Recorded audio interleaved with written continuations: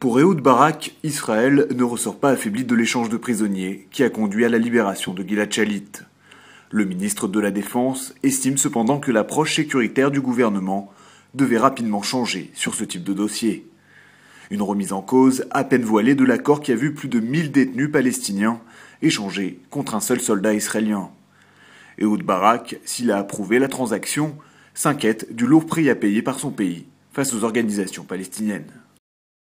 Le président palestinien Mahmoud Abbas est loin de faire consensus en Israël.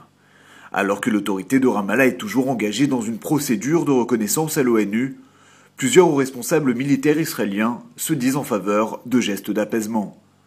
Outre la libération de nouveaux détenus palestiniens, l'état-major de l'armée israélienne affirme qu'il faut transférer davantage de zones de Judée-Samarie sous contrôle palestinien. Pour Tsahal, le renforcement de Mahmoud Abbas est nécessaire alors que le Hamas continue de menacer son pouvoir. Un avis que ne partage pas du tout le chef de la diplomatie israélienne. Avigdor Lieberman estime que le président palestinien est le principal obstacle à la paix dans la région. Lundi après-midi, à Mitzpeh-Ila, le président israélien Shimon Peres a rencontré pour la première fois Gilad Shalit. La rencontre s'est déroulée dans la maison familiale des Shalit, l'occasion pour Shimon Peres de saluer le courage de Gilad au cours de ses 5 années de captivité. Le jeune soldat israélien qui a retrouvé la liberté depuis tout juste une semaine est apparu en bonne santé, mais extrêmement intimidé, comme à son habitude. Il doit prochainement subir de nouveaux tests médicaux et surtout être interrogé par les services de sécurité intérieure du Shabak au sujet de sa détention. La ville de Shenyang, capitale de la province chinoise de Liaoning, se rapproche tout doucement d'Israël.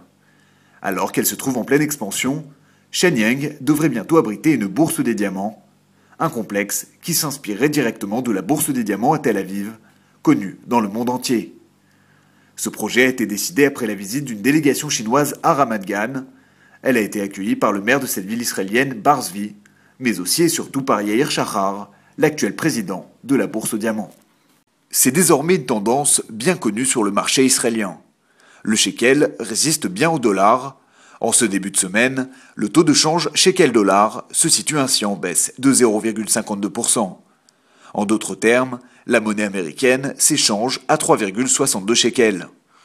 Pendant ce temps, l'euro se maintient toujours au-dessus de la barre des 5 shekels, en augmentation même de 0,33%. Dimanche, pendant ce temps, les Européens ont tenté de surmonter leurs divergences sur les réponses à apporter à la crise de la dette en zone euro. Pour l'heure, une soixantaine de banques vont voir leurs fonds renforcés à hauteur de 100 à 110 milliards d'euros pour parer à toute dégradation avec l'Italie ou l'Espagne.